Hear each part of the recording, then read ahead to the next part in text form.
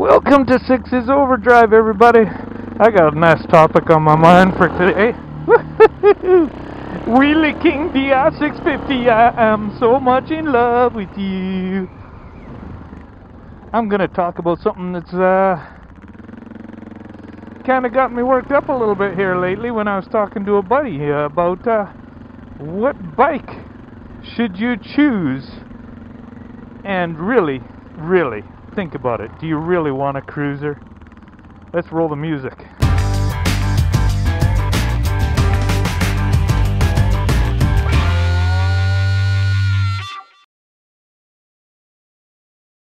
Okay guys, welcome back to Six's Overdrive. We're going for a little ride here, doing a little motovlog, and I'm going to be talking about, do you really want a cruiser? Seriously? I'm talking to you guys who are just starting out on your motorbike, alright? I get a lot of people all the time, they want like a Harley. That's the first bike they're going to want. You know what really spurred this on was looking at a article on, I don't know, it was Motorcycle News or something like that. Top 10 cruisers in the world are cruising bikes or whatever, sport touring.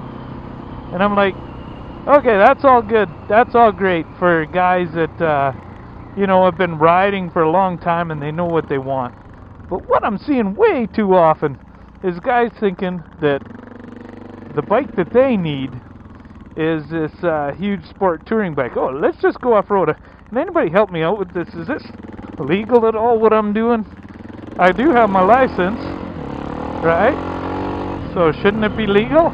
You would think so. Ooh, I better stand up. It's a little bit choppy in here, a lot of whoops. So anyway, guys, everybody starts on a bike, and I get in these arguments with them, and man, I want a cruiser. I want the big fat Harley Davidson. I want to get a cruiser. That's the first bike I want to own. Seriously, a cruiser. Okay, how many of you guys, if you're gonna buy a car, and you can pick from any fun car, because let's face it, motorcycles are kind of toys, right? So if any of you could choose what kind of car you were going to buy, how many would go, I'd like a Buick LeSabre, please, Buick LeSabre over here? No. And that's all these cruisers are, man. They don't turn, they don't stop, they don't accelerate, and they gobble up highway miles. I'm not going to take away that from them. But a lot of people buy a motorbike, they don't have anybody to go on road trips with. So they're just sitting around town. They're wheeling around in and out of town all the time. And really, you do not need a big heavy Harley Davidson or Honda, Yamaha, whatever, but to do that. A matter of fact, it's detrimental to what you're doing. If you're cruising around town and trying to look cool, you're barking up the wrong tree. Yeah, you can customize them and do stuff to them.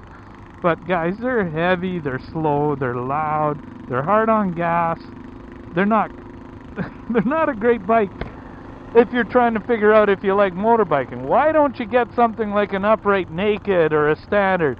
Something in like a 650 range so you don't kill yourself the first time you get on it. There's plenty of them out there. I've done some reviews on the channel of them.